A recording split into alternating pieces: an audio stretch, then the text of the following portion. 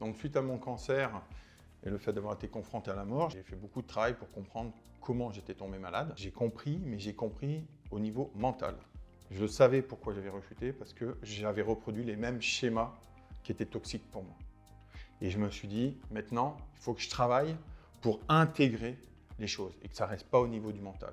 Et à partir de là, j'ai commencé à m'intéresser à la respiration. On parle tout le temps du lien corps et esprit, justement.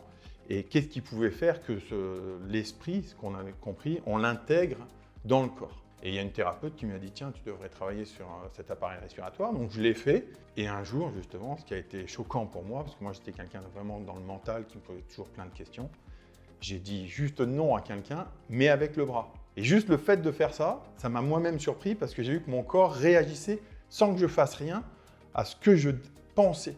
Et je me suis dit, tiens, là, il y a quelque chose qui s'est connecté entre mon mental et mon corps. J'ai jamais écouté mes émotions. Le fait de travailler le diaphragme, j'ai réappris à écouter mes émotions. En fait, maintenant, je sens tout de suite s'il y a des choses qui me font du bien ou qui me stressent ou qui ne me stressent pas, parce qu'avant, je ne sentais rien. Et c'est parce qu'en fait, c'était bloqué.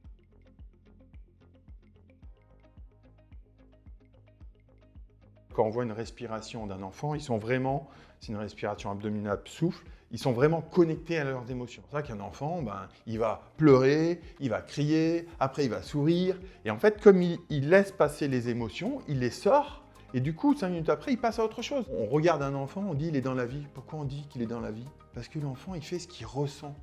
Dès qu'on rentre dans le monde des adultes, on commence à se faire des carapaces avec « il faut »,« je dois pas ». Et en fait, on commence à bloquer les émotions de notre corps. Et petit à petit, à force de les bloquer, notre diaphragme se bloque. Et comme il bloque, on reste de plus en plus dans le mental. Et on est de moins en moins connecté à nos émotions. Et d'ailleurs, la définition de l'OMS qui dit que l'état de bonne santé, c'est un état physique, psychique et social. Le lien, on parle souvent du lien entre le corps et l'esprit. Et pour moi, ce que j'ai découvert, c'est que ce lien entre le physique et le mental, c'est la respiration. Donc le fait de travailler la respiration, ça va apprendre à vraiment se reconnecter à soi.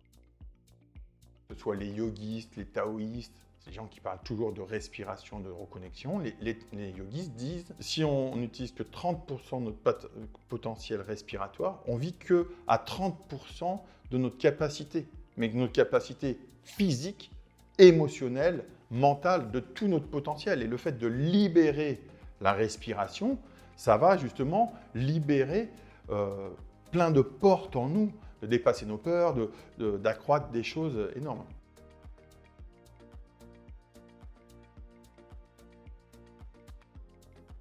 Comme une cheminée où on règle l'entrée d'oxygène, les cheminées modernes, vous rentrez l'entrée d'oxygène. Si vous mettez un tout petit peu d'oxygène dans votre feu et que pour augmenter les flammes, donc votre force intérieure, votre énergie intérieure, qu'est-ce que vous faites? Vous augmentez l'entrée d'air. Nous, c'est pareil.